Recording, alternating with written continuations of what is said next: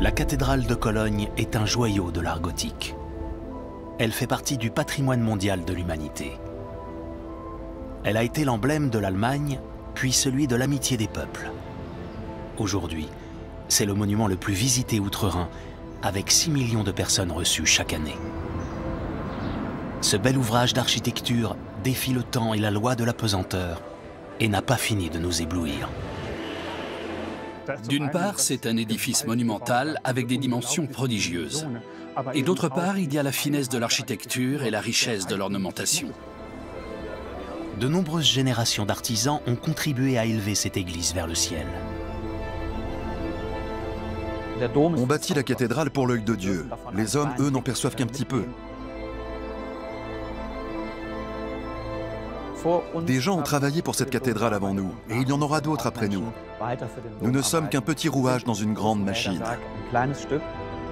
La cathédrale de Cologne est un chef-d'œuvre de l'art français qui naît en Île-de-France au XIIe siècle et qu'on qualifiera plus tard de gothique. Elle ne détonnerait pas au bord de la Seine, mais on l'a bâtie au bord du Rhin.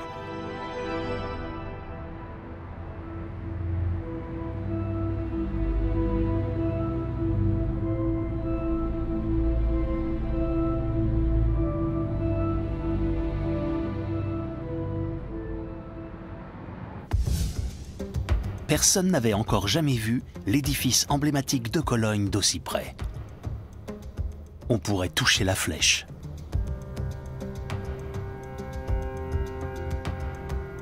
C'est la magie de la réalité virtuelle. Grâce à elle, ce qui était impossible ne l'est plus.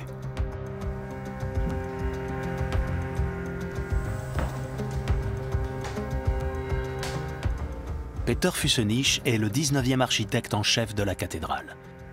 Il survole ce qu'on appelle le double numérique de l'édifice. Il y a des dégâts dus aux intempéries. Ce qui ressemble à un jeu vidéo est en réalité un nouvel outil ultra sophistiqué pour entretenir et conserver le bâtiment.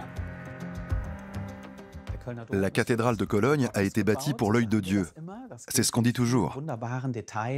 Cela vaut pour tous les détails magnifiques qu'il y a partout, y compris aux niveaux les plus élevés. Malheureusement, cela vaut également pour toutes les altérations qui peuvent exister. C'est pour cela qu'on utilise des techniques parmi les plus modernes, en l'occurrence des drones équipés de caméras haute résolution. Cela permet de survoler toutes les parties de la cathédrale pour repérer les fissures et intervenir en cas d'altération.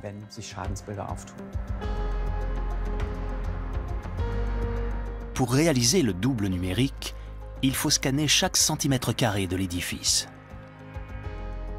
Le modèle obtenu permet de simuler un chantier virtuel. C'est l'outil des bâtisseurs de cathédrales du XXIe siècle. Nos premières expérimentations avec les drones remontent à quelques années déjà. Nous avons poursuivi la collaboration avec le prestataire technique et cela a abouti à la réalisation d'un modèle en 3 dimensions de la cathédrale qu'on appelle le double numérique. Nous utilisons déjà ce modèle pour surveiller l'ouvrage et aussi depuis peu pour faire de la planification tridimensionnelle des travaux. C'est un outil qui nous sert à préparer le travail.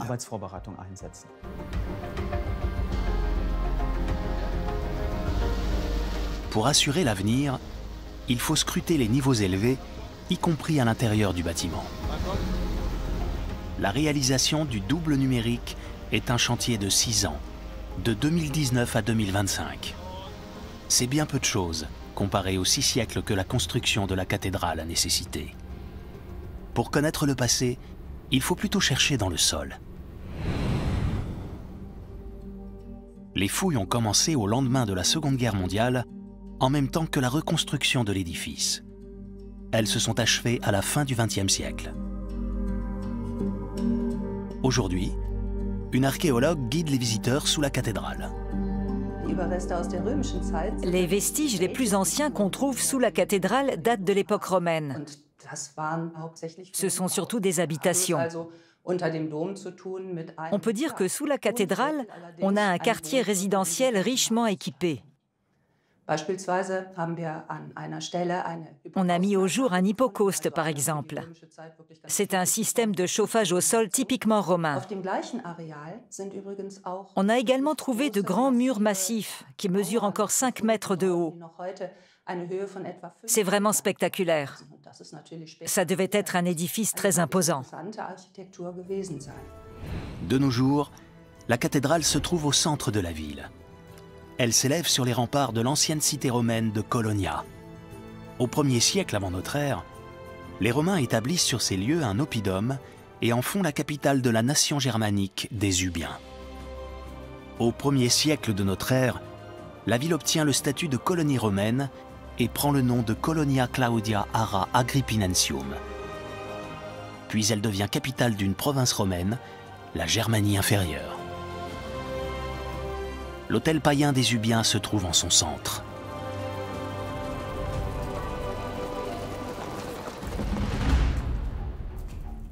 Les premiers chrétiens de la cité se réunissent dans des maisons. Ils craignent les persécutions et ne célèbrent la messe au grand jour qu'à partir du IVe siècle, lorsque le christianisme devient religion reconnue de l'Empire romain. Les premiers documents relatifs aux chrétiens de Cologne datent de cette époque. Il cite Materne comme premier évêque de la ville et mentionne l'existence d'un petit lieu de réunion, qui est sans doute une habitation. Mais le répit est de courte durée pour les chrétiens. Au 5e siècle, l'instabilité politique à Rome et les invasions barbares causent la chute de l'Empire romain d'Occident. Néanmoins, le christianisme continue de se diffuser jusqu'aux plus grands seigneurs. Clovis, roi des Francs, se fait baptiser vers l'an 500. C'est une date clé dans l'histoire de l'Occident chrétien. À Cologne, on a mis au jour une piscine baptismale du début du VIe siècle, à proximité immédiate de la cathédrale, à l'est du chœur. C'est le témoignage architectural chrétien le plus ancien de la ville. Cette piscine surmonte un bassin d'époque romaine qui servait peut-être déjà au baptême. À l'origine, elle se trouvait au centre d'un petit édifice appelé baptistère, qui était en quelque sorte le cœur de la vie chrétienne à Cologne. À l'époque, on baptisait surtout les adultes. Le catéchumène descendait dans la piscine. Par son immersion, il entrait ainsi dans la communauté chrétienne. C'est seulement ensuite qu'il pouvait pénétrer dans l'église cathédrale dont cette piscine dépendait. Le baptistère était rattaché à l'église et il avait le baptême pour seule fonction. Quelques mètres plus loin, en direction de l'ouest, à la place du chœur de l'actuelle cathédrale, il y avait l'église du VIe siècle dont il dépendait. La première église cathédrale, dont dépend le baptistère, connaît plusieurs phases de construction à partir du VIe siècle. Puis, au IXe siècle, elle cède la place à une église à plan basilical de 100 mètres de long, dotée d'un double chœur, qu'on appelle l'ancienne cathédrale. C'est alors la plus grande église du nord de l'Europe. Plusieurs vestiges de cette basilique ont été mis au jour sous la cathédrale gothique. Le seuil du portail nord-ouest est fortement usé. C'est signe que le bâtiment était très fréquenté. On voit la trace du dallage de la grande église du IXe siècle qui a été remployée pour paver la cathédrale gothique. Quelques rares fragments de carreaux sont parvenus jusqu'à nous. L'église, à proprement parler, mesurait près de 100 mètres de long. C'était prodigieux, surtout pour l'époque. Mais en plus, on lui a adjoint un atrium sur le côté ouest, qui faisait la même longueur. Donc l'ensemble du complexe, composé de l'ancienne cathédrale et de ses annexes sur le côté ouest, avait une longueur très supérieure à celle de la cathédrale actuelle. Il existe une représentation contemporaine de cet édifice. Il s'agit d'une enluminure. Cette miniature du XIe siècle paraît très fidèle à la réalité. On voit même le dallage. Le plan de l'ancienne cathédrale est inspiré de celui de l'ancienne basilique Saint-Pierre de Rome. Les évêques de Cologne considéraient d'ailleurs leur ville comme la Rome du Nord. C'était en grande partie à cause des reliques les plus précieuses de la cathédrale. De nos jours, elles sont conservées au sanctuaire sous la bonne garde de Léonie Bex. Il s'agit de la férule et des chaînes de Saint-Pierre. Elles sont entrées au trésor de la cathédrale au Xe siècle.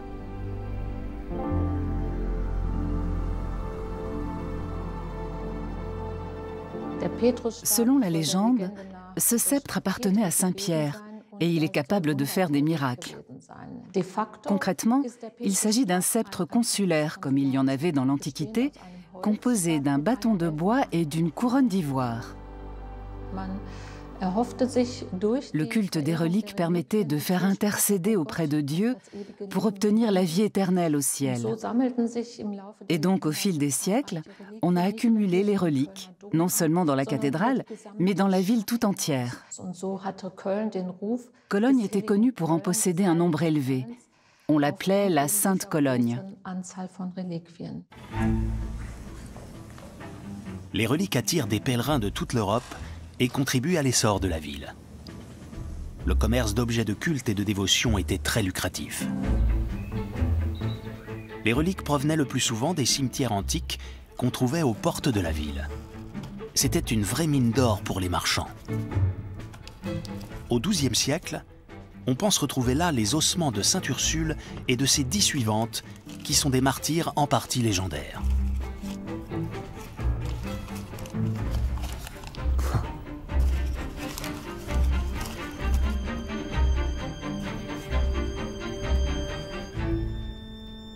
Mais ces ossements sont tellement nombreux qu'on ne va plus parler de 11 vierges martyrs, mais de 11 000, probablement à cause d'une erreur de lecture d'un manuscrit. C'est ainsi qu'a évolué la légende. Aujourd'hui, ces ossements ornent la salle dorée de l'église Sainte-Ursule à Cologne. Le commerce de reliques est interdit au XIVe siècle, mais il se poursuit sous le manteau. On cache la précieuse marchandise dans des statuettes en bois qui partent comme des petits pains. Leur sourire deviendra fameux. Au Haut Moyen-Âge, les reliques des églises romanes de Cologne égalent ou même surpassent celles de la cathédrale ancienne.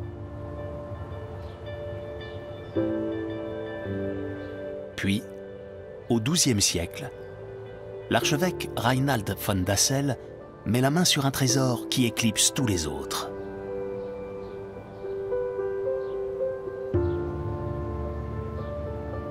Il s'agit des ossements des rois mages qu'il rapporte de Milan le 23 juillet 1164.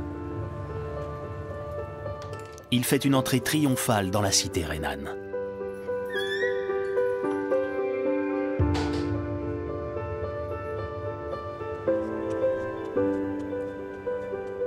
On commande aussitôt un coffret en or pour conserver les reliques.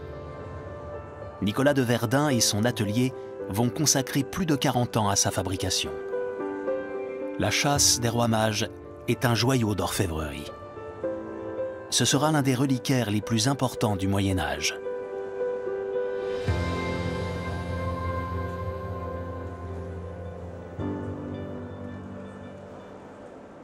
Les reliques des rois mages font toujours l'objet d'un pèlerinage qui a lieu tous les ans à l'occasion de l'Épiphanie. Des milliers de fidèles y participent. Au milieu du XIIIe siècle, la cathédrale n'est plus assez grande pour recevoir tous ces pèlerins. L'archevêque, Konrad von Horsteden, décide alors d'en construire une nouvelle. Il souhaite offrir un écrin de pierre à la châsse des rois mages. Il rêve d'un édifice grandiose, d'une architecture novatrice, comme celle qui est apparue en Île-de-France. Pour la basilique Saint-Denis, reconstruite dans les années 1130 et 1140, l'abbé Suger voulait une architecture qui reflète l'éclat du royaume céleste. Ce faisant, il a donné naissance à l'architecture gothique. Cet art s'est vite propagé et plusieurs réalisations françaises inspirent les bâtisseurs de Cologne, Notre-Dame de Paris, ainsi que les cathédrales d'Amiens, de Chartres et de Reims. Les églises gothiques s'élèvent vers le ciel. La voûte sur croisée d'ogive est l'une des principales innovations, avec les arcs boutants et les hautes fenêtres en arc brisé qui font entrer la lumière. Un autre édifice religieux français va beaucoup inspirer l'archevêque de Cologne. Il s'agit de la Sainte-Chapelle, construite par Saint Louis sur l'île de la Cité à Paris et consacrée en 1248. Klaus Hardering est historien de l'art. Il travaille à la cathédrale de Cologne depuis 30 ans. Il connaît tous ses secrets et nous parle des liens qu'elle entretient avec la Sainte-Chapelle. Les deux édifices sont construits pour recevoir des reliques extrêmement précieuses qui ont une grande valeur pour la royauté. À Paris, il s'agit des reliques de la Passion, en particulier la Sainte Couronne d'épines, une vraie relique de couronnement. Et à Cologne, ce sont les ossements des rois mages, dont les souverains allemands se considéraient les héritiers. Les deux édifices doivent être de somptueux écrins de pierre pour les reliques qui y sont conservées. Si l'archevêque de Cologne imite le roi de France, c'est parce qu'il est l'un des grands du Saint-Empire romain germanique. Il fait partie des princes qui élisent le souverain allemand.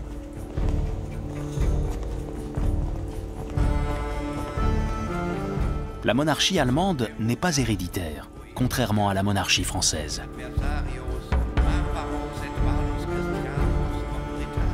Le souverain allemand est élu par un collège de princes électeurs qui est composé, à partir du XIVe siècle, de 4 laïcs et 3 archevêques, dont celui de Cologne. Le prince-archevêque de Cologne détient donc un pouvoir à la fois spirituel et temporel. Il est à la tête d'un archevêché et règne sur un État appelé l'électorat de Cologne. Les emblèmes de ce double pouvoir sont la crosse épiscopale, richement décorée, et la magnifique épée du prince électeur. La nouvelle cathédrale de Cologne doit refléter la position éminente du prince-archevêque. Konrad von Horsteden pose la première pierre de l'édifice en 1248.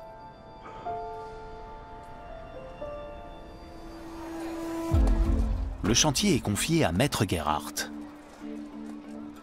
À l'époque médiévale, on ne réalise pas de plan à l'échelle et les mesures sont parfois prises de manière relativement approximative. Nous nous sommes décalés de 2 coudées par là, vers la droite. Vous êtes sûr de vous, Maître Gerhardt? Je ne crois pas. Prudence est mère de sûreté. Cet adage doit certainement exister à l'époque médiévale. Vous aviez raison comme d'habitude, Maître Gerhardt. Laisse cela et viens me voir, Johan. Regarde. Il faut absolument que nous achevions le cœur de l'église, avant de rendre notre dernier souffle.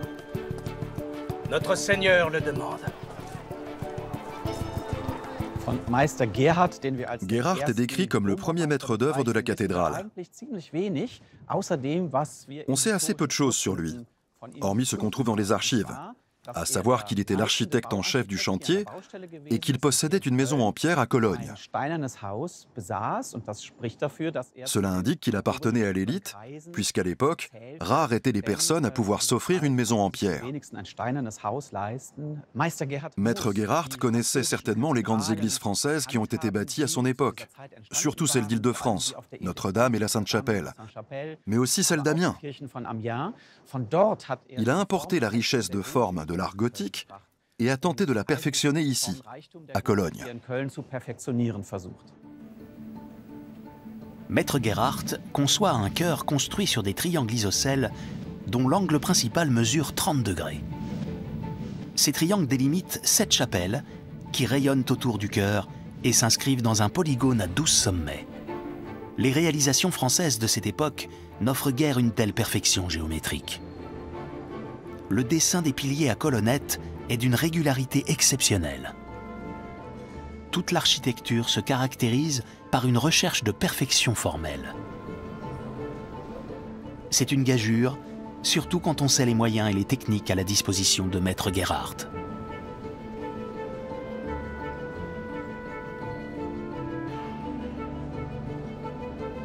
Quelques rares dessins d'architecture du XIIIe siècle sont parvenus jusqu'à nous. Ils ne sont pas aussi détaillés qu'un plan de construction de notre époque. Ce sont plutôt de vagues catalogues d'échantillons.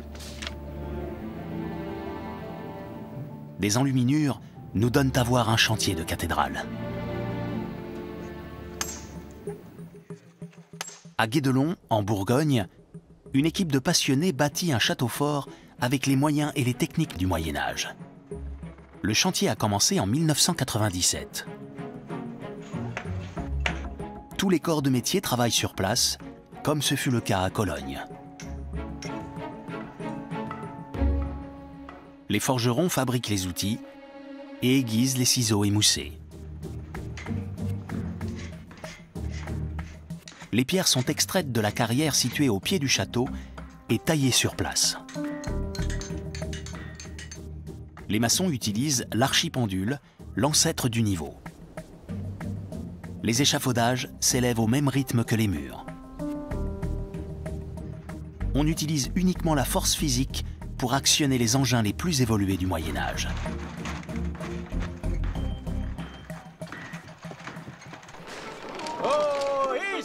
La construction d'une cathédrale est une entreprise d'envergure.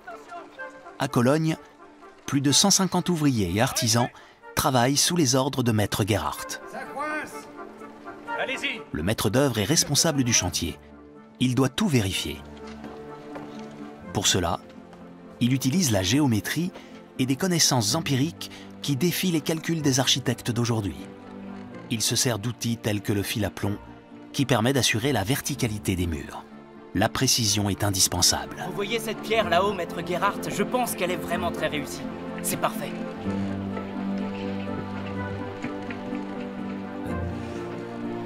Dans une voûte, par exemple, la clé doit être parfaitement symétrique au millimètre près, car c'est elle qui maintient l'équilibre de l'ensemble. Pour vérifier que la voûte est équilibrée, il n'y a qu'un seul moyen: ôter le cintre provisoire qui a servi à la soutenir pendant la construction. L'atelier de la cathédrale de Cologne de nos jours. Il emploie les mêmes corps de métier qu'à l'époque des bâtisseurs. Il compte une centaine de salariés. Désormais, les systèmes pneumatiques facilitent le travail.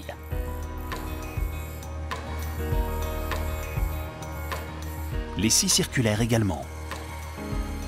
Mais on utilise encore la force humaine pour mettre en œuvre des savoir-faire multiséculaires classés patrimoine culturel immatériel de l'humanité par l'UNESCO. Désormais, les plans sont très détaillés et il n'est pas question de s'en écarter. L'inventaire des pièces est informatisé. Le QR code a remplacé la marque du tailleur de pierre. Au-delà de ces différences, c'est la mission même de l'atelier de la cathédrale qui a profondément changé. Au Moyen-Âge, il s'agissait avant tout de bâtir la cathédrale et d'achever le chantier. À présent, notre principale mission consiste à préserver l'édifice, avec tous les moyens à notre disposition. Ce sont d'une part les moyens techniques qu'on possède de nos jours, et d'autre part, les connaissances scientifiques sur la manière de conserver les pierres pour les générations futures. Donc c'est une toute autre tâche, qui est très scientifique. Les pierres utilisées pour la construction provenaient du Drachenfels, une colline d'origine volcanique située à une quarantaine de kilomètres au sud-est de Cologne. Elles ont été taillées sur place, puis transportées par voie fluviale. On utilisait des chars à bœufs pour parcourir les 200 derniers mètres, du Rhin jusqu'au chantier. Lors des fouilles de la cathédrale, on a mis au jour une voie d'accès au chantier. Elle était praticable par tout temps grâce à des pavés de basalte et un caniveau. Les matériaux de construction de la cathédrale gothique ont été acheminés sur cette voie pavée. Et comme sur les chantiers d'aujourd'hui, il fallait faire attention à ce que ces matériaux ne soient pas subtilisés la nuit. D'ailleurs, on a découvert juste à côté de cette voie pavée les vestiges d'une embrasure de porte encore munie de 2 gonds en fer très lourds. Donc, il y avait une porte qu'on pouvait fermer au besoin. Le cœur s'élève sous l'œil attentif de maître Gerhardt. Les chapelles absidiales sont quasiment terminées en 20 ans. Mais la roue du temps tournera encore beaucoup avant que le chœur ne soit achevé. Doucement.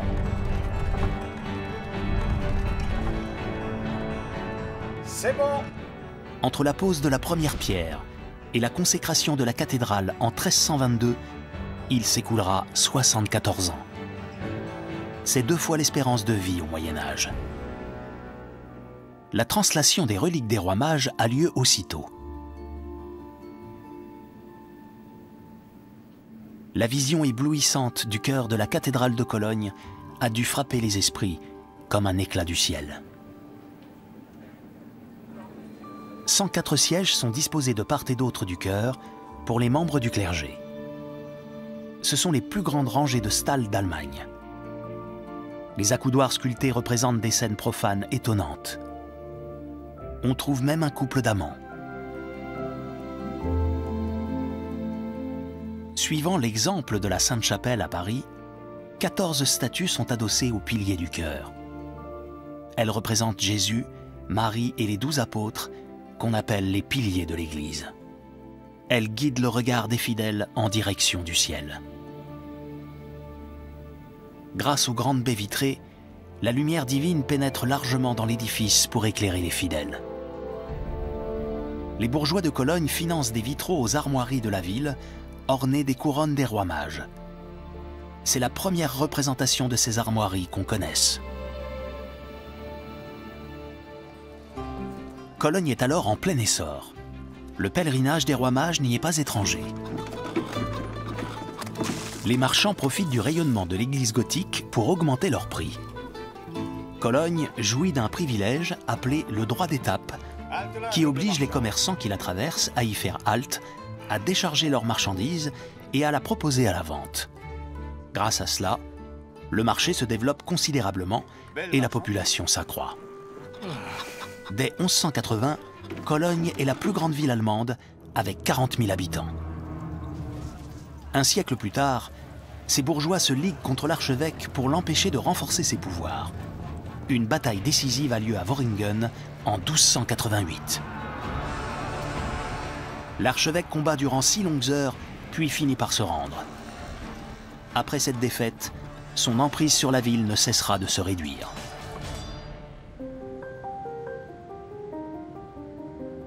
À notre époque, la cathédrale de Cologne reste le centre de l'autorité épiscopale, symbolisée par les armoiries et la cathèdre, le siège de l'évêque.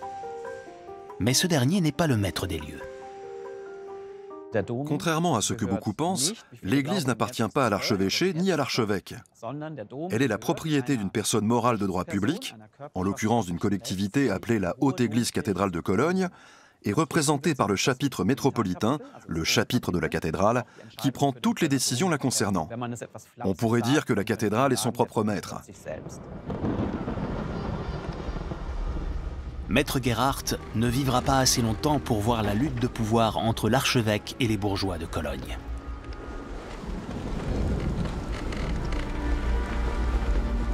Il meurt en tombant d'un échafaudage en avril 1271.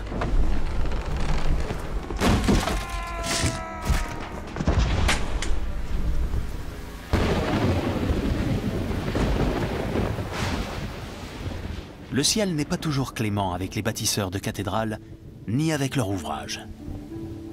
À Beauvais, la voûte du chœur s'effondre lors d'une tempête en novembre 1284. C'était la plus haute voûte en pierre de l'époque. Les piliers de culée des arcs-boutants étaient ajourés. Ils n'ont pas résisté. À Cologne, le maître d'œuvre est plus prudent. Il construit des piliers de culée massifs.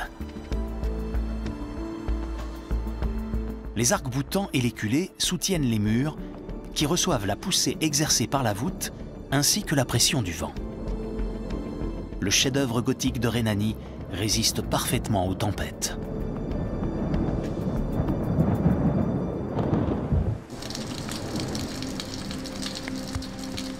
Les gargouilles repoussent le mal, au sens figuré comme au sens propre. Elles permettent en effet l'écoulement des eaux de pluie. L'eau est le principal agent de dégradation de la pierre et dès le Moyen Âge, on reconnaît la nécessité de l'évacuer. Au XIXe siècle, on complète les gouttières médiévales par un système de tuyaux d'une longueur totale de 50 km. Les jours de pluie, ce système permet l'écoulement de 65 000 litres d'eau.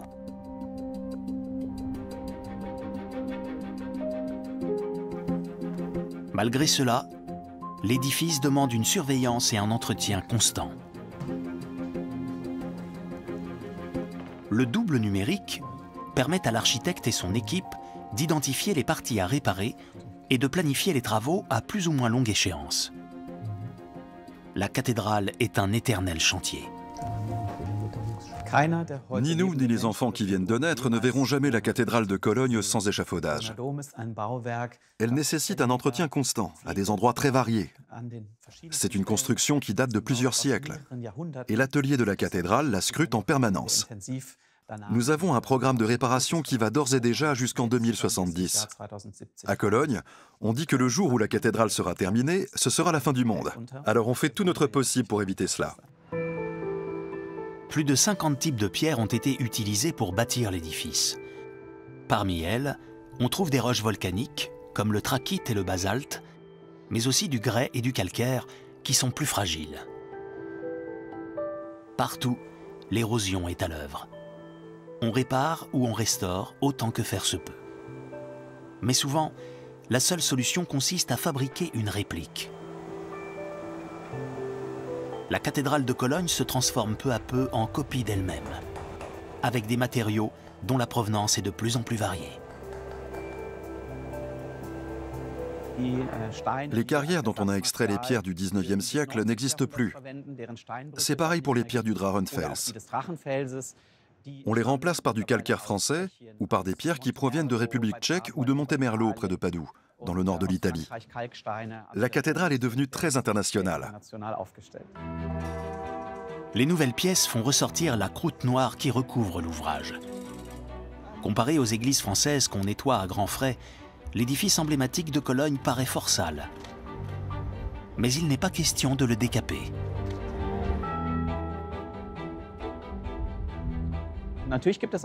C'est vrai qu'une couche noire s'est formée au fil du temps. C'est dû notamment à la pollution émise par les trains à vapeur qui circulaient dans la gare de Cologne, à proximité immédiate de la cathédrale. Ces dernières décennies, la circulation automobile a également beaucoup contribué à salir l'édifice. Quand on dresse un échafaudage, on en profite pour nettoyer la partie concernée avec des procédés respectueux. Malheureusement, on ne peut pas nettoyer toute la cathédrale, parce que ça impliquerait d'installer des échafaudages partout. Le coût serait astronomique. Ce n'est pas envisageable. Donc la cathédrale gardera sa patine sombre. D'un point de vue esthétique, le ravalement n'aurait pas que des avantages. Il ferait en effet apparaître les pierres dépareillées qui ont été utilisées au fil des siècles.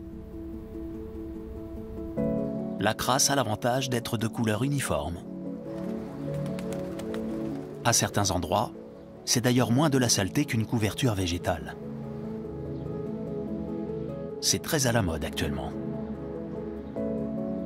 Végétaux et micro-organismes contribuent à donner un reflet vert à l'édifice.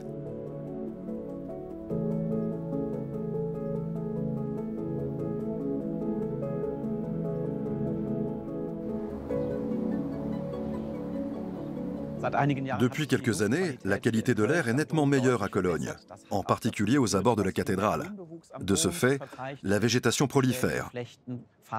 On trouve des lichens, des fougères, de la mousse et des plantes. Une biologiste a étudié la faune et la flore de l'édifice. D'après elle, il y a plus de 1000 tonnes de biomasse dessus. Ça inclut des végétaux, mais aussi des cyanobactéries, qui produisent de l'oxygène. Donc on peut dire que la cathédrale est un bâtiment écologique. Tous ces organismes contribuent à améliorer la qualité de l'air. Ils produisent autant d'oxygène qu'une petite forêt. Qui aurait cru que le vieux monument couvert de crasse était le poumon vert du centre-ville?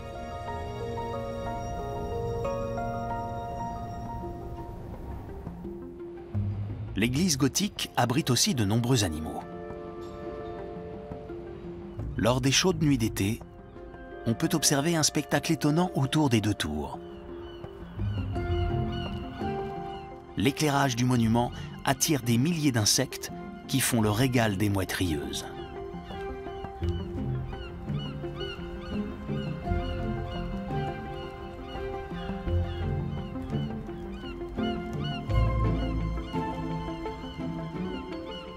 S'il n'est pas possible de briquer la façade, il n'en va pas de même à l'intérieur. Des agents d'entretien nettoient les parties les plus faciles, des restaurateurs s'occupent des plus délicates. Ils travaillent au pinceau avec un embout d'aspirateur spécial pour retirer la poussière qui s'accumule sur les stalles en bois sculpté. Cette poussière provient essentiellement des quelques 6 millions de visiteurs annuels. Elle se compose de fibres textiles à 90%, mais aussi de cheveux et de squames. La transpiration des visiteurs, elle, ne pose aucun problème. Le bâtiment est si grand que la température et le taux d'humidité restent stables à l'intérieur.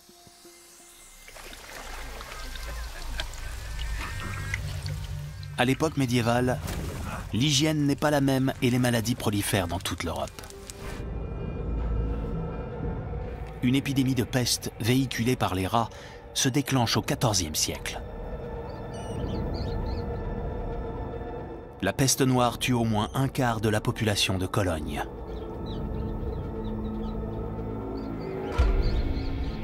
Le chantier s'arrête.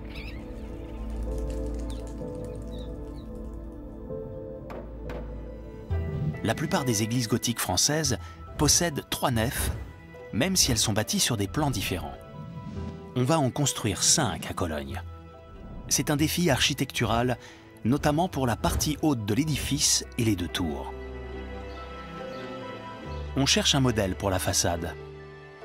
La cathédrale de Bourges possède 5 nefs, elle aussi. Mais sa façade est déséquilibrée. On décide de suivre les règles de proportion de la cathédrale de Reims, qui ne compte que 3 nefs. Transposées aux dimensions de la cathédrale de Cologne, cela signifie des tours 2 fois plus hautes et plus larges que celles de Champagne, et surtout un volume 8 fois plus important. Pour cette façade monumentale, on réalise un plan tout à fait unique en son genre. Il fait apparaître les moindres détails de la construction.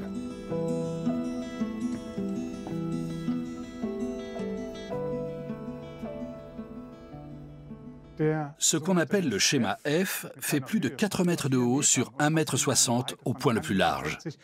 C'est le plus grand dessin d'architecture du Moyen-Âge qui nous soit parvenu. La date n'est pas claire. Elle se situe entre la fin du XIIIe siècle et la première moitié du XIVe siècle.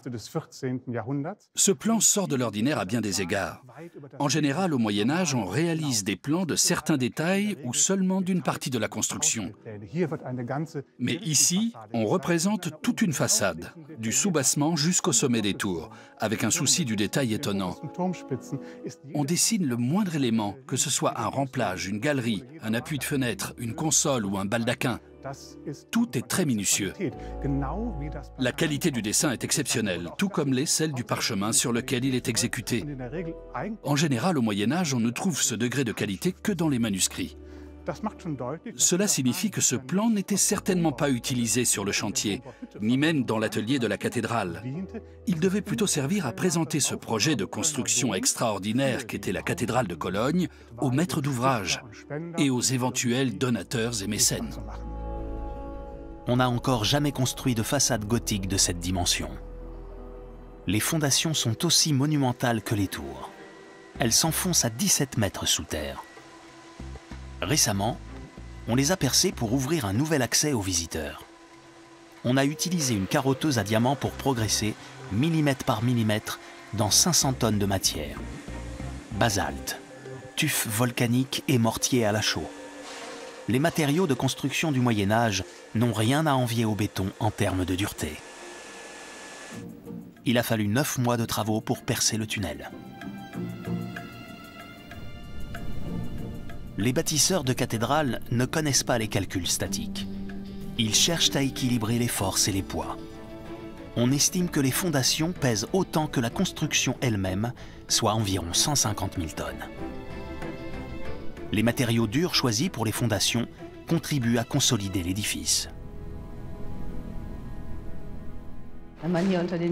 Quand on descend sous la cathédrale, on remarque la grande homogénéité des fondations. Elles se composent toutes de blocs de basalte. Ce sont ces gros blocs gris qu'on reconnaît facilement. Les couches intermédiaires comportent des petits rectangles de tuf volcanique de couleur beige. Ces deux roches volcaniques sont très différentes, mais grâce à elles, le bâtiment est capable de résister au séisme. Le tuf est une roche tendre, et grâce à ces rectangles de tuf posés à intervalles réguliers, une partie des secousses sismiques est déjà absorbée par les fondations. La grande question est évidemment de savoir si les bâtisseurs de la cathédrale connaissaient ses propriétés, ou si c'est un heureux effet du hasard. À dire vrai, on a du mal à y répondre parce qu'on n'a aucun document qui traite de la question. Tout ce qu'on peut dire, c'est qu'ils ont fait ces choix qui s'avèrent très judicieux aujourd'hui. Cologne se trouve dans l'une des zones sismiques les plus actives du nord-ouest de l'Europe. Le dernier grand séisme, dit de Ruhrmonde, s'est produit le 13 avril 1992. Il avait une magnitude de 5,9 sur l'échelle de Richter.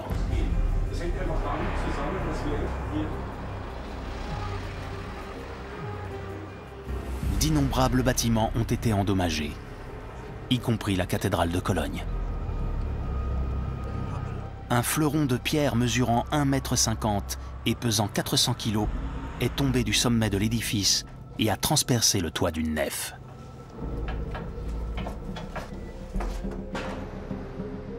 De nos jours, le joyau gothique de Cologne est surveillé comme le lait sur le feu. Pour cela, on utilise des sismographes.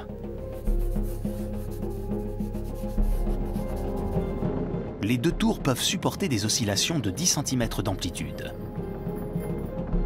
Mais en cas de séisme de magnitude 7, l'amplitude serait portée à 20 cm et il faudrait s'attendre à de gros dégâts. Après l'achèvement du chœur, les travaux avancent lentement. Il faut attendre la seconde moitié du XIVe siècle pour voir la tour sud sortir peu à peu de terre. Et vers 1520, la cathédrale reste largement inachevée. À l'intérieur de l'édifice, les experts déchiffrent la pierre pour reconstituer la chronologie des travaux. Les tailleurs de pierre ont laissé des marques sur les piliers des nefs latérales nord. Matthias Demmel sait où elle se trouve. Il fait partie du personnel de l'atelier de la cathédrale. On trouve environ 1900 marques de tâcherons dans la cathédrale de Cologne. On sait peu de choses sur leur fonction. On sait qu'à l'issue de leur formation, les compagnons recevaient une marque personnelle distinctive. C'était sans doute une sorte de label de qualité qui permettait d'identifier le tailleur d'une pierre donnée. Peut-être aussi pour le rémunérer. Ces marques de tâcherons sont très précieuses pour nous, car elles nous fournissent des indications sur l'histoire du chantier. Par exemple, on voit que la plupart des piliers des nefs latérales nord ont été taillés par un grand nombre de tailleurs. En même temps, il y a un tailleur qui a apposé sa marque sur tous les piliers de ces nefs. Donc, si on part du principe que sa carrière n'a pas pu excéder 50 ou 60 ans, cela signifie qu'on a bâti cette partie de l'édifice dans un temps relativement court.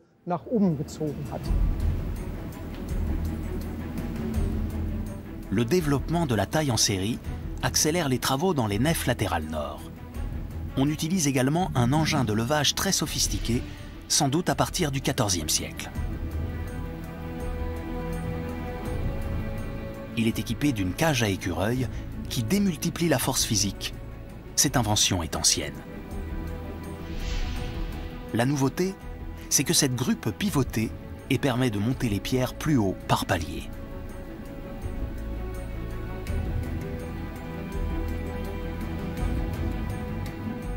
Malgré ces innovations, l'édifice ne s'élève que de 1 mètre ou 1,50 m par an.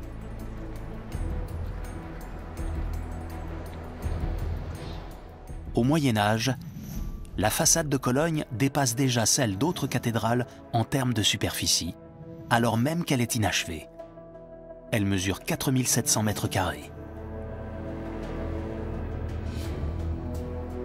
Désormais, c'est la plus grande façade gothique au monde, avec 7000 m². Au XVe siècle, le chantier de la tour inspire le grand maître flamand Jan van Eyck. Le chantier qu'on voit à l'arrière-plan de sa Sainte Barbe serait en effet l'un des premiers dessins réalistes de la cathédrale de Cologne. Le portail de Saint-Pierre est le seul qui sera achevé à l'époque médiévale. Il est décoré de statues qui frappent par leur réalisme. Les originaux ont été remplacés par des moulages dans les années 1970. Certains de ces originaux sont exposés dans le trésor de la cathédrale. Ils sont l'œuvre d'une célèbre famille de sculpteurs du Moyen Âge.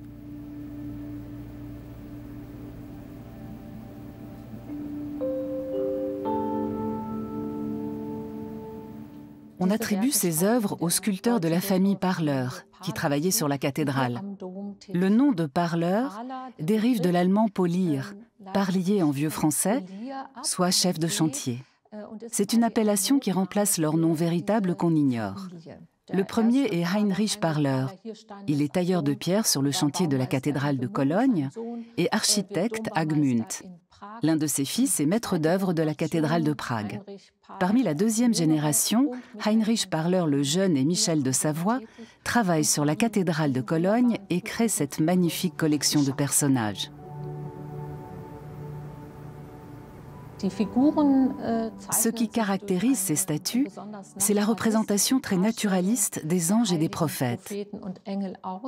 Elle compte parmi les plus belles sculptures de la cathédrale de Cologne. La réalisation du clocher est l'une des dernières prouesses des bâtisseurs de l'époque médiévale. 2 cloches du XVe siècle sont toujours en service. Elles portent les noms de Speciosa et Preziosa. Cette dernière est l'une des plus grandes cloches médiévales connues.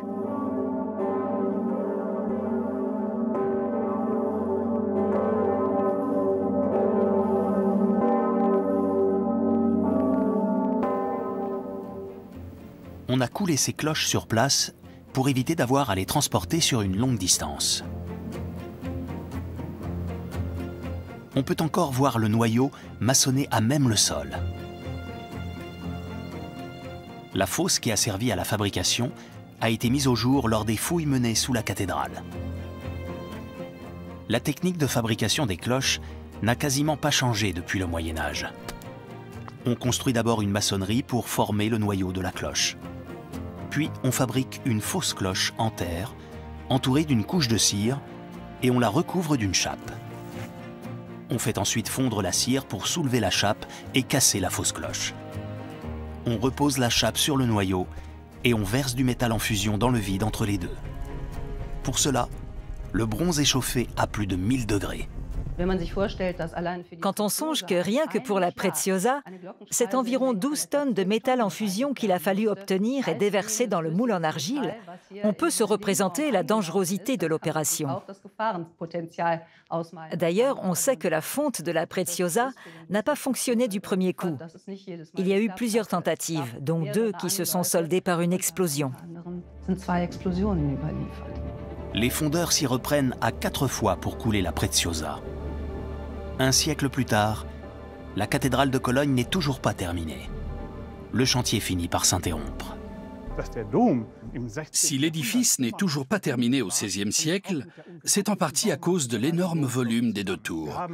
Malheureusement, les archives ne contiennent rien sur les raisons qui ont poussé à interrompre les travaux, ni sur le moment exact où cela s'est produit.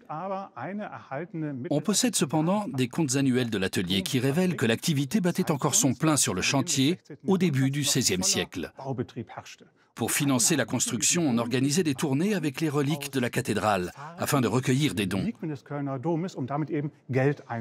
Mais à la suite de la réforme, qui s'est diffusée dans certaines parties de l'archevêché, cette source de financement s'est complètement tarie. Les troncs de la cathédrale ont également cessé de se remplir. En 1517, le moine allemand Martin Luther rédige 95 thèses pour dénoncer le commerce des indulgences. Merci. C'est le point de départ du mouvement de la Réforme. Les indulgences sont la rémission des peines temporelles dues aux péchés déjà pardonnés au moyen d'un acte de piété. Cet acte peut être un don en argent. L'Église y recourt pour financer de nombreux projets, y compris la cathédrale de Cologne. Luther soutient que cette pratique est une tromperie, car le salut de l'âme dépend uniquement de la grâce de Dieu. Dans les régions qui se rallient à ces idées, dont l'archevêché de Cologne, le commerce des indulgences cesse brutalement. Concernant le chantier de la cathédrale, la baisse des financements s'accompagne d'un désintérêt pour l'art gothique qui est en train de passer de mode. On assiste en effet à un retour au modèle de l'Antiquité. Vers 1550, le peintre italien Giorgio Vasari, considéré de nos jours comme l'un des fondateurs de l'histoire de l'art, n'a que mépris pour l'architecture médiévale. Il trouve les cathédrales difformes et prétend qu'elles sont aussi barbares que les Goths qui ont pillé Rome. Voilà comment on en vient à parler d'art gothique pour désigner une architecture typiquement française.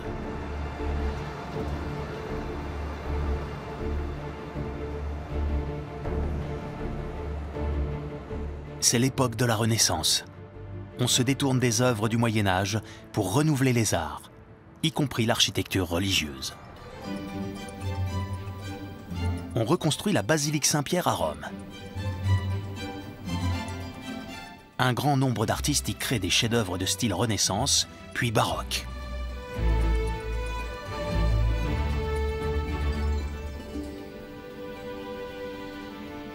Au XVIIe et XVIIIe siècle, la ville impériale libre de Cologne décline. On la décrit comme laide et arriérée. Les travaux de la cathédrale n'ont toujours pas repris. Cela n'empêche pas de réaliser de nouveaux aménagements intérieurs dans le style baroque. On construit d'abord un somptueux mausolée de marbre et d'albâtre pour la chasse des rois mages. Plus tard, à l'époque néo-gothique, on trouvera qu'il jure avec la chasse et on le démontera. La façade ira encadrer la Madone des offrandes, qui est du même style.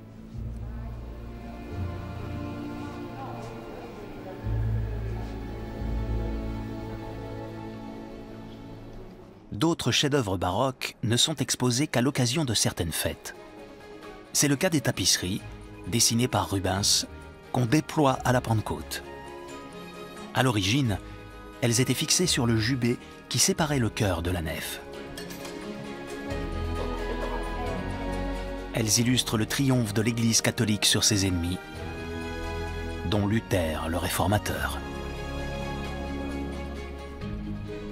De nombreuses pièces baroques attendent d'être redécouvertes. Un maître-autel est entreposé dans de vulgaires caisses en bois. Il trônait dans le chœur jusqu'à la fin du XIXe siècle.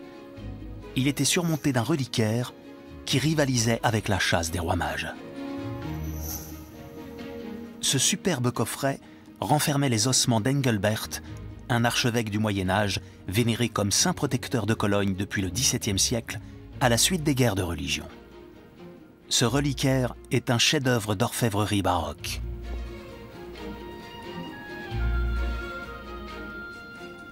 Il reste peu de choses de la splendeur baroque de Cologne, parce qu'au XIXe siècle, on a souhaité revenir à l'architecture originale du Moyen-Âge, ou du moins à ce qu'on croyait être telle, et on a retiré toutes les décorations baroques de la cathédrale. On a fait la même chose dans la plupart des églises romanes. Le peu qui est resté a été détruit en grande partie durant la Seconde Guerre mondiale. Au XVIIIe siècle, les archevêques de Cologne préfèrent bâtir des édifices baroques dans l'air du temps plutôt que d'achever la cathédrale gothique. Et comme ils ont perdu toute influence politique dans la ville, ils n'hésitent pas à s'en éloigner. C'est ainsi que le château d'Augustusburg est construit à Brühl, dans les environs de Cologne. Là encore, l'influence française est perceptible. C'est Clément Auguste de Bavière qui fait construire ce château et lui donne son nom. On l'appelle Monsieur des 5 Églises parce qu'il cumule 5 évêchés. Il incarne l'opulence des princes-évêques de son époque. Il entretient une cour et s'adonne plus volontiers à la chasse qu'à la prière. Il aime également les plaisirs de la chair, On lui connaît plusieurs liaisons et même une progéniture. La cathédrale de Cologne recevra quelques éclats de sa richesse. Elle possède encore la Cappella Clementina, un ensemble d'ornements liturgiques en fil d'or et d'argent. Clément Auguste la commande à Paris, qui est déjà la capitale de la mode. Une centaine de brodeuses réalisent cette chape en 3 mois seulement.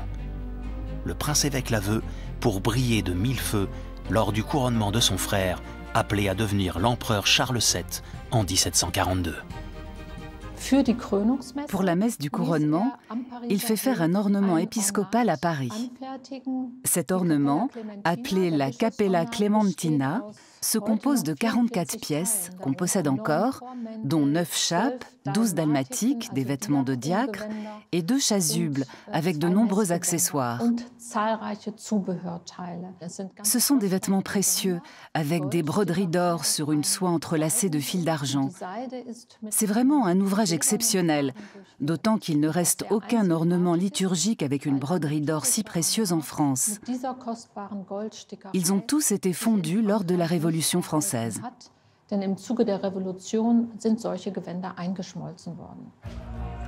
En 1789, le peuple français se soulève contre l'Ancien Régime. On abolit les privilèges de la noblesse et du clergé, proclame que les hommes sont libres et égaux, et finit par guillotiner le roi.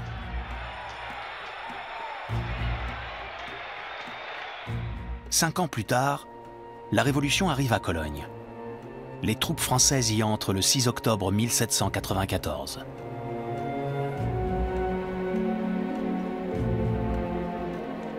La ville se rend sans combattre.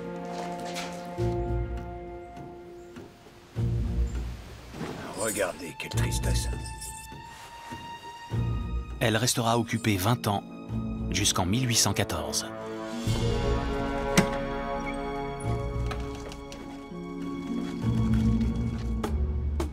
Les Français introduisent la numérotation des maisons et intègrent la ville au département de la Roer. Le premier numéro attribué à la cathédrale n'est pas un chiffre rond. La fraction 1 sur 2 indique qu'il s'agit d'un édifice public exonéré d'impôts. Mais cette exonération est de courte durée. Les révolutionnaires placent l'église sous la tutelle de l'État. L'évêché de Cologne est supprimé. Ils démolissent un tiers des grandes églises de la cité rhénane et en transforment beaucoup d'autres en entrepôts, prisons ou casernes. Un coup dur pour celle qu'on surnomme la ville sainte de Cologne, lieu de pèlerinage depuis des siècles. Les Français confisquent les biens de l'église et les vendent pour renflouer les caisses de l'État. La cathédrale traverse cette période sans grand dommage, même si elle sert de prison militaire pendant un temps et que les troupes françaises brûlent du mobilier pour se chauffer.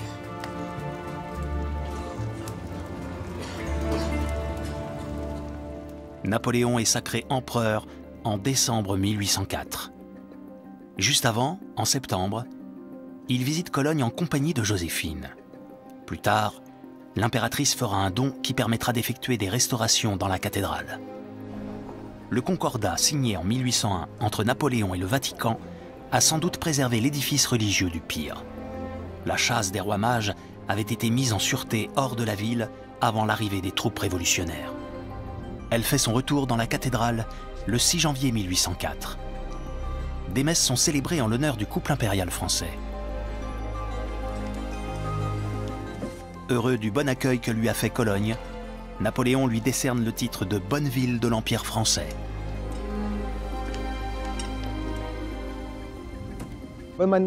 Quand on lit les écrits du XIXe siècle sur l'occupation française, on remarque la tendance à amplifier ou à exagérer la barbarie, en disant par exemple que la cathédrale aurait été convertie en écurie. Ce n'est pas tout à fait vrai. Il ne faut pas tout prendre au mot. Néanmoins, il est sûr que l'occupation française qui débute en 1794 est un épisode marquant de l'histoire de la cathédrale. Les troupes révolutionnaires avaient besoin de plomb pour confectionner des munitions, et elles se sont servies sur les toits de la cathédrale et d'autres églises. Elles ont ôté des plaques de plomb. Conséquence, pendant des décennies, la pluie s'est infiltrée dans le bâtiment. Peu après l'entrée des troupes françaises dans la ville, l'atelier de la cathédrale a perdu ses archives. On sait qu'elles ont été chargées sur 14 chars à bœufs, avec d'autres documents du chapitre de la cathédrale, et transportées jusqu'à Paris. Mais ensuite, leur trace disparaît. Les troupes françaises quittent Cologne en 1814. La cathédrale est alors en piteux état. Cela n'empêche pas qu'on en fasse un emblème de la grandeur passée de l'Allemagne et un symbole d'une unité qu'il reste à réaliser. Des voix s'élèvent pour demander qu'on achève, dans le même mouvement, l'unité allemande et la cathédrale de Cologne. À la même époque, le romantisme allemand réhabilite le Moyen-Âge qu'il voit comme un idéal perdu. De nombreux tableaux célèbrent l'architecture gothique. C'est dans ce contexte qu'un marchand d'art de Cologne nourrit le dessein de reprendre les travaux de la cathédrale. Son nom est Sulpice Boisseret. Il trouve un soutien précieux en la personne de Goethe. Elle sera extraordinaire. Le grand écrivain s'est extasié devant la cathédrale gothique de Strasbourg et a vanté ce qu'il a nommé l'architecture allemande. En visite à Cologne, Goethe se déclare en faveur de l'achèvement de cette merveille du monde qui reste malheureusement à l'état de projet. Mais surtout, Boisseret gagne l'appui du futur roi de Prusse, Frédéric Guillaume IV.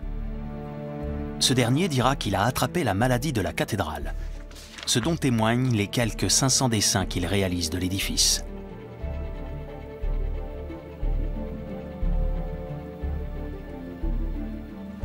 Dans un premier temps, Boisseret et ses amis se heurtent à un problème de taille. Les plans de construction de la cathédrale ont disparu depuis l'occupation française. On ignore ce que les bâtisseurs projetaient de construire. On ne peut qu'échafauder des hypothèses. Mon cher Boisseret, cela me paraît très bien dans l'ensemble. Je suggérerais tout de même d'ajouter un pilier de culée ici. Ici? Sinon, ça n'ira pas, car le poids ne sera supporté que par ces 2 piliers. Soyez franc, mon ami. L'entreprise est-elle vouée à l'échec? Sommes-nous fous de vouloir transformer cette ruine en cathédrale? Oui. Mais l'espoir fait vivre. Mais un incroyable coup de chance va faciliter la reprise des travaux.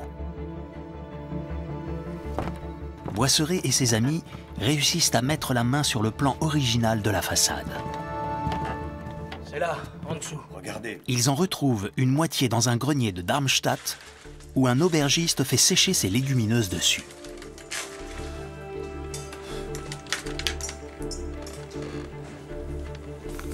Incroyable. On découvre l'autre moitié chez un antiquaire de Paris. Voici pour vous. Merci.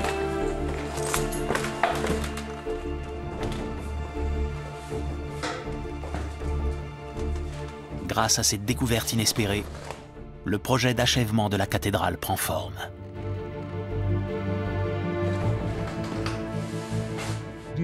Le fait qu'on rapporte ce plan original à Cologne suscite évidemment un regain d'intérêt pour la cathédrale et pour le projet d'achèvement.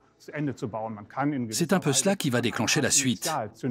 Parce que pour la première fois, on a une représentation très concrète de la construction qui était prévue au Moyen-Âge. Le nerf de la guerre est l'argent, bien sûr. Pour en gagner, Boisseret édite un album de dessins présentant des vues de la cathédrale achevée.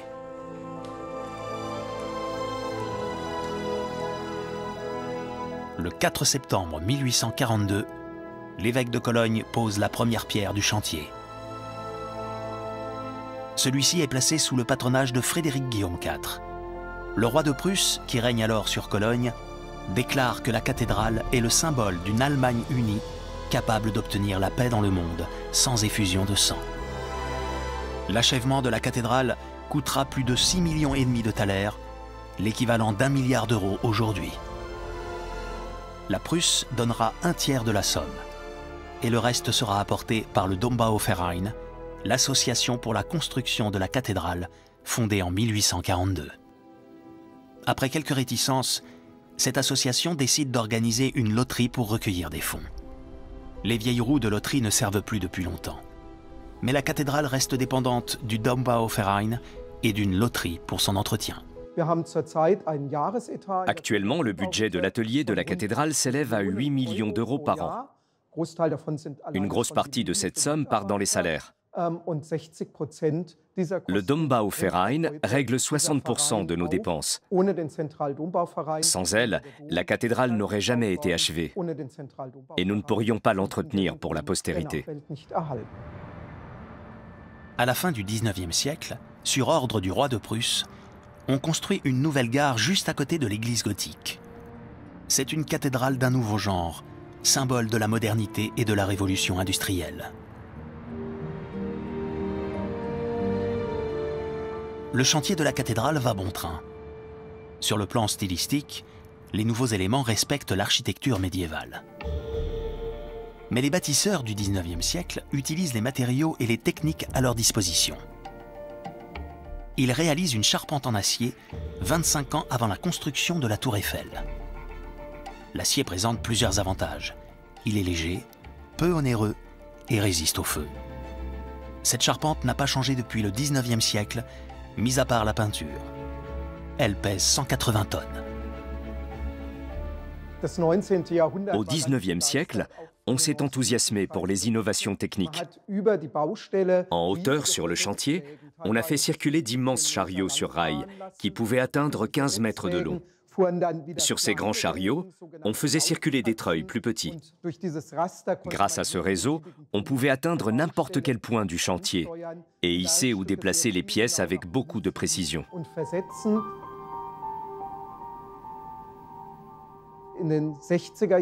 Dans les années 1860, on a même acheté une machine à vapeur pour lever du matériel de manière quasi automatisée sur le chantier de la tour. Cela a dû accélérer considérablement les travaux. Il faudra moins de 40 ans pour achever la cathédrale. 6 siècles se seront écoulés depuis la pose de la première pierre en 1248. Les travaux se terminent par la pose des fleurons au sommet des 2 tours en 1880. Avec ses 157 mètres, la cathédrale de Cologne est alors l'édifice le plus haut du monde. Mais elle est vite détrônée par le monument Washington, élevé 4 ans plus tard, puis par la Tour Eiffel. Actuellement, le record est détenu par la Burj Khalifa à Dubaï, qui s'élève à 828 mètres.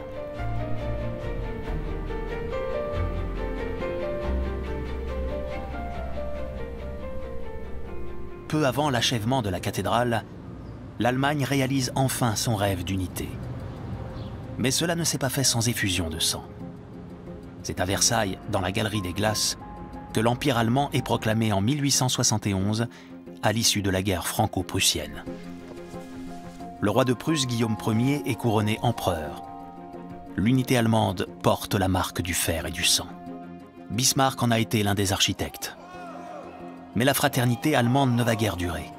L'empereur protestant et son chancelier mènent bientôt une politique hostile à l'Église catholique. En 1880, ils profitent des festivités organisées à l'occasion de l'achèvement de la cathédrale de Cologne pour faire une démonstration de force et célébrer l'unité de l'Empire. Leurs dignitaires étant écartés de l'événement, beaucoup de catholiques rhénans refusent d'y participer. La pose de la première pierre avait représenté un espoir de paix et de fraternité. Ce n'est déjà plus qu'un souvenir lointain. La toute nouvelle cloche de l'empereur ne fait guère vibrer Cologne. Elle devient même le symbole des désaccords qui existent tant au sein du jeune empire allemand qu'entre lui et ses voisins. Cette cloche a été fondue avec le métal des canons pris à la France lors de la guerre franco-prussienne. Elle sera détruite à des fins militaires en 1918.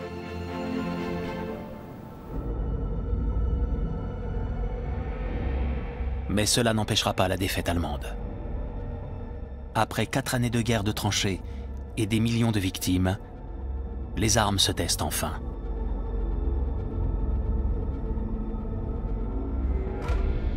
Officiellement, la France sort vainqueur du conflit.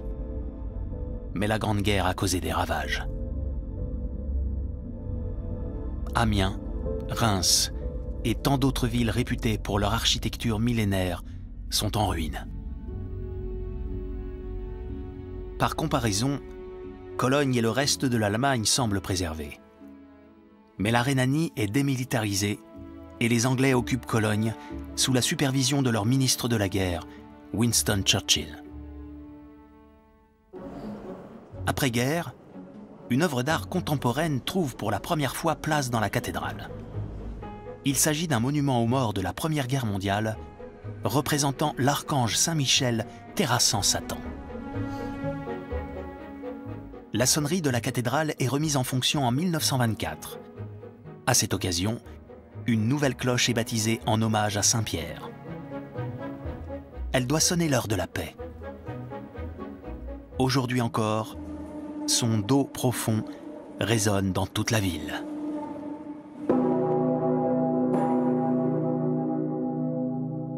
Le Gros Pierre, comme on la surnomme, pèse 24 tonnes pour un diamètre supérieur à 3 mètres. Il y a peu encore, elle était la plus grande cloche du monde à sonner en lancer franc. La sonnerie de la cathédrale est motorisée depuis 1909.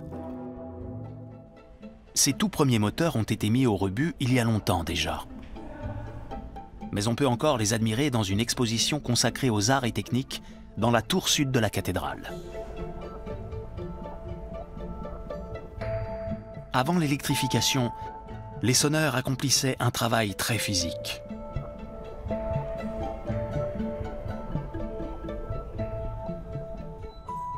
Imaginez, autrefois pour une grande sonnerie composée des 5 cloches principales de la cathédrale de Cologne, il fallait 52 hommes qui tiraient sur les cordes ici, au niveau de la sonnerie, et dans les salles en dessous. L'électrification a beaucoup facilité le travail. Pour sonner les 5 cloches principales, il ne fallait plus qu'un seul homme ici. Il commandait la machine qui se trouve devant moi et actionnait le levier pour enclencher ou arrêter le balancement des cloches, les unes après les autres. Dans le cabinet de curiosités de la cathédrale, on peut admirer d'autres vestiges de l'histoire de l'électrification de l'édifice. Beaucoup de systèmes qui nous paraissent aujourd'hui vétustes ont représenté une innovation majeure en leur temps, comme ce tableau d'éclairage. L'éclairage à la bougie a prévalu pendant des siècles. L'Église a toujours sollicité les fidèles pour le financer. C'est encore le cas de nos jours. Elle propose même le paiement sans contact. Dans la chapelle de la Croix, la poutre des tailleurs nous renseigne sur les généreux donateurs de l'époque médiévale. Les tailleurs offraient 5 grandes bougies par an. Et ceux qui enfreignaient les règles de leur corporation devaient faire des offrandes de cire supplémentaires.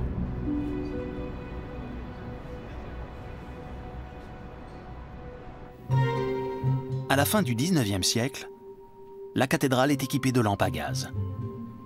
Cette évolution n'est pas pour plaire à tous. L'électrification a lieu en 1909. Le chœur est équipé de guirlandes lumineuses, dignes d'une fête foraine. Désormais, les luminaires se font discrets. Plus de 200 projecteurs sont utilisés pour l'éclairage extérieur.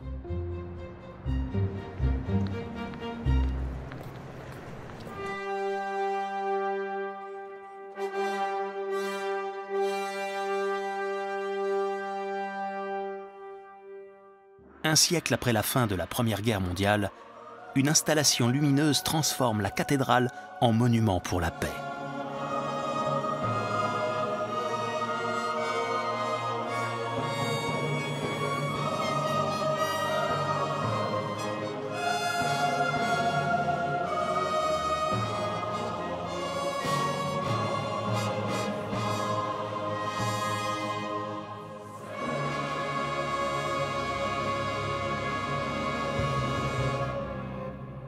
En 1933, l'arrivée d'Hitler au pouvoir en Allemagne inaugure une période tragique. 3 ans plus tard, Cologne se part de croix gammée pour acclamer la Wehrmacht, qui vient remilitariser la Rhénanie. Les nazis imaginent d'opposer au chef-d'œuvre de l'art français un vaste complexe s'articulant autour d'un palais des congrès.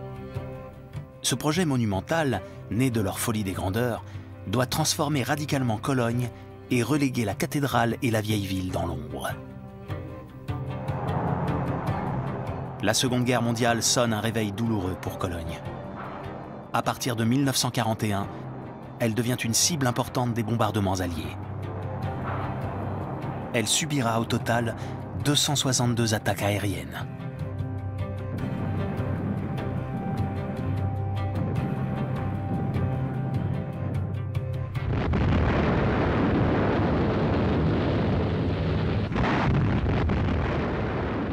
Après le dernier bombardement, les combats se poursuivent au sol. The far-famed Cathedral of Cologne, the medieval landmark toward which the Americans fight their way. Les derniers combats ont lieu aux abords de la cathédrale le 6 mars 1945.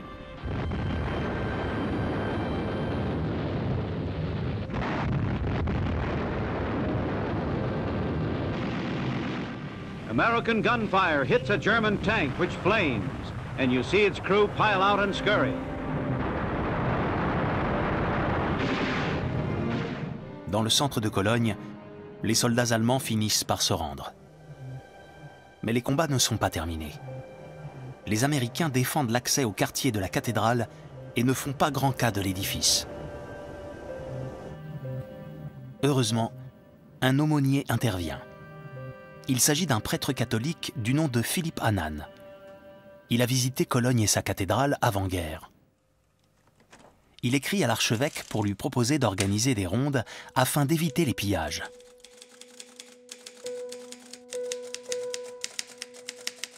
Le 16 avril 1945, l'archevêque le nomme gardien de la cathédrale et de son mobilier jusqu'à ce que les prêtres allemands puissent de nouveau y accéder.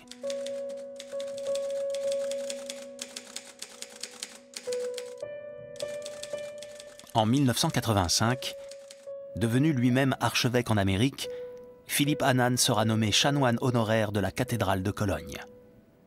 On le voit ici avec ses compagnons célébrer la première messe dans la cathédrale de Cologne après les combats de 1945. L'édifice a beaucoup souffert des bombardements. Sur les 22 voûtes principales, 9 se sont effondrées. L'orgue est réduite en poussière. De près, on ne peut pas ignorer l'ampleur des dégâts.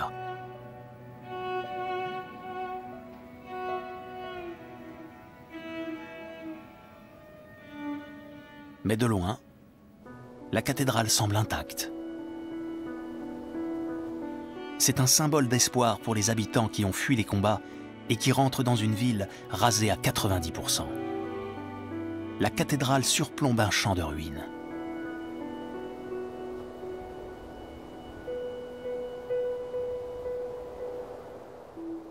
La charpente en acier n'a pas été touchée, mais il faut refaire la couverture.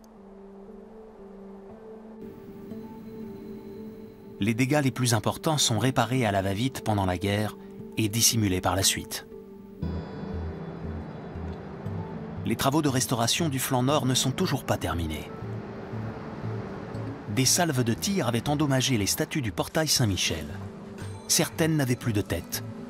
Il a fallu les reconstituer. Les tailleurs de pierre ont travaillé tantôt à l'atelier, tantôt sur place sur des échafaudages. Au terme de 10 années de restauration, on peut de nouveau admirer le portail Saint-Michel.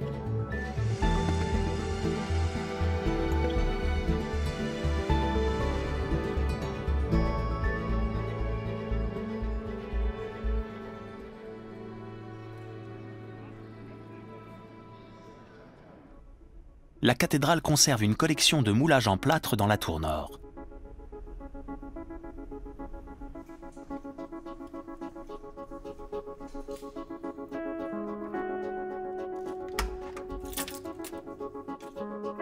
Ces moulages servent de modèle pour restaurer ou reconstituer des sculptures.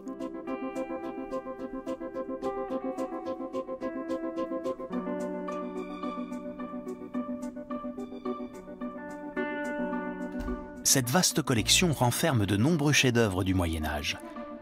C'est un trésor inestimable pour les restaurateurs.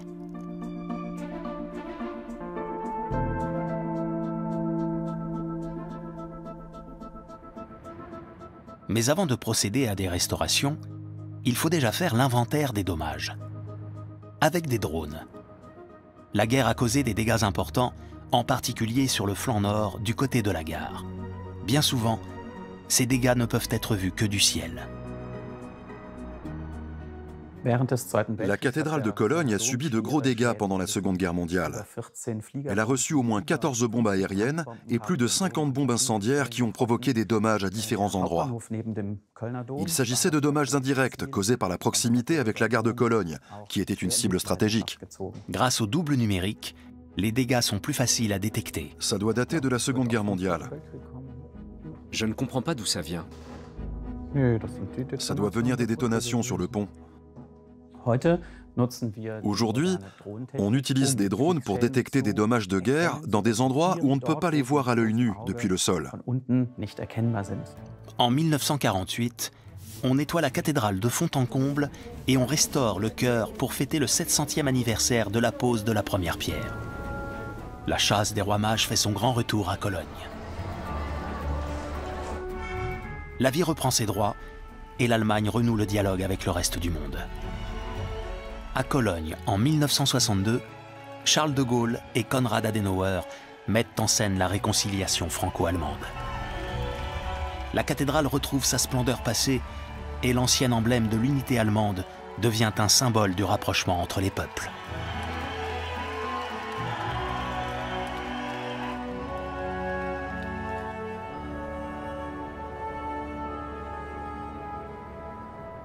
Après-guerre, les tailleurs de pierre jouissent d'une grande liberté. Ils n'hésitent pas à s'inspirer des personnalités de leur temps pour créer leur propre statue.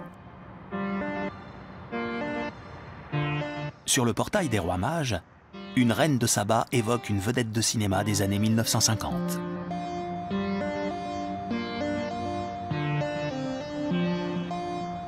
Le bouc qui sert de mascotte au club de football de Cologne s'est glissé parmi les gargouilles gothiques. Après-guerre, le 19e siècle était honni, et on aspirait à un renouvellement des arts comme du reste. À l'heure actuelle, nous sommes beaucoup plus stricts quant à la forme. Si on sait à quoi ressemblait une pièce ou un vitrail, si on a encore le modèle, on le reconstitue. Si on n'a plus de modèle, alors on est obligé d'introduire le style et l'art de notre temps. Mais ça a toujours été le principe de cette cathédrale. La construction s'est étalée sur plusieurs siècles, et de nombreuses générations ont apporté leur touche à l'édifice.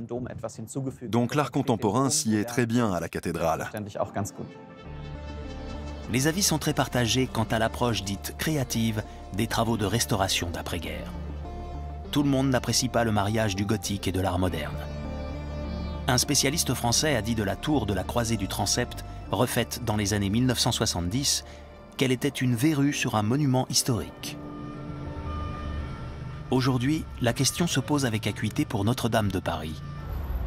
L'incendie qui l'a ravagée le 15 avril 2019 fournit à l'Allemagne une nouvelle occasion de témoigner son amitié à la France. C'est ainsi qu'en 2022, Cologne réceptionne une précieuse cargaison en provenance de Paris. La manutention est très délicate. Les caisses contiennent des œuvres d'art très fragiles. Il s'agit de vitraux créés par Jacques Le Chevalier en 1965 pour Notre-Dame. Leur restauration est confiée au maître verrier de la cathédrale de Cologne.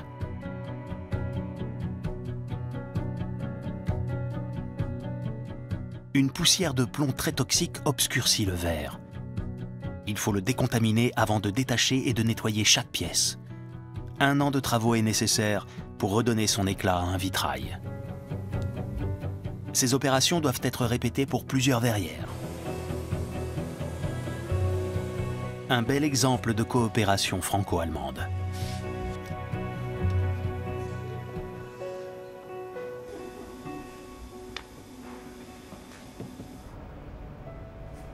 Les vitraux de Cologne ont également retrouvé leur éclat d'antan. C'est en grande partie grâce à Barbara Schock-Werner, la première femme à avoir dirigé l'atelier de la cathédrale. Elle a fait restaurer ou reconstituer de nombreux vitraux.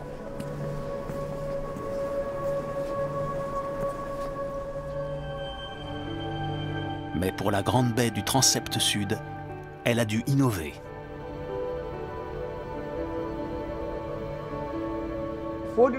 Avant la Seconde Guerre mondiale, ce vitrail représentait des souverains du Saint-Empire. Il n'était plus question de faire cela, bien sûr, d'autant que nous n'avions plus de modèle. On a envisagé de représenter des martyrs du XXe siècle. Mais c'était compliqué parce qu'il n'y avait plus d'ateliers capables de faire des vitraux figuratifs de grande qualité. Donc, je ne voyais pas vraiment comment faire pour avoir une verrière colorée de grande qualité dans la cathédrale. Puis, j'ai rencontré Gerhard Richter lors d'une fête d'anniversaire privée. Quand je lui ai soumis l'idée, il m'a répondu « Je peux essayer ». Puis, il a ajouté « Mais je n'accepterai pas d'argent de la cathédrale pour cela », ce qui était très rassurant. La verrière dessinée par Gerhard Richter orne la cathédrale depuis 2007. Elle mesure près de 100 mètres carrés et compte plus de 11 000 carreaux de verre de 72 couleurs différentes. C'est une œuvre fascinante, même si elle ne fait pas l'unanimité.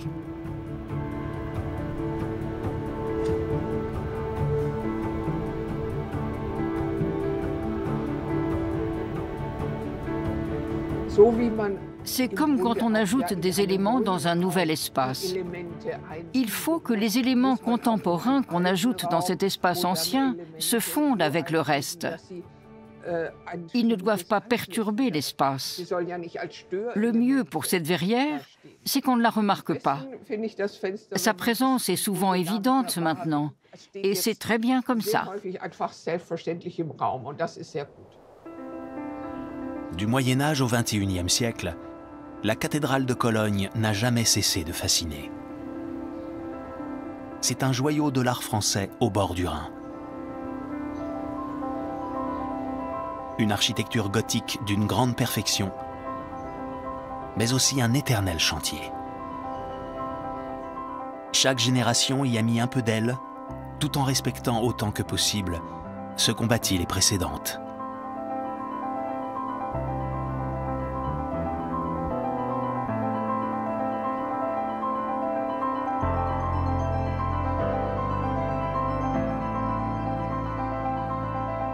En 2022, à l'occasion des 700 ans de la consécration du chœur, le duo Grant Brothers a transformé la cathédrale en un laboratoire de son et lumière.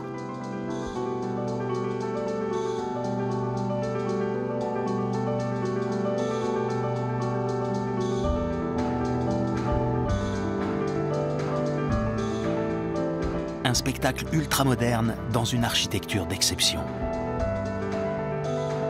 Une tentative de substituer la culture au culte. Une manière nouvelle de célébrer la beauté de la cathédrale de Cologne.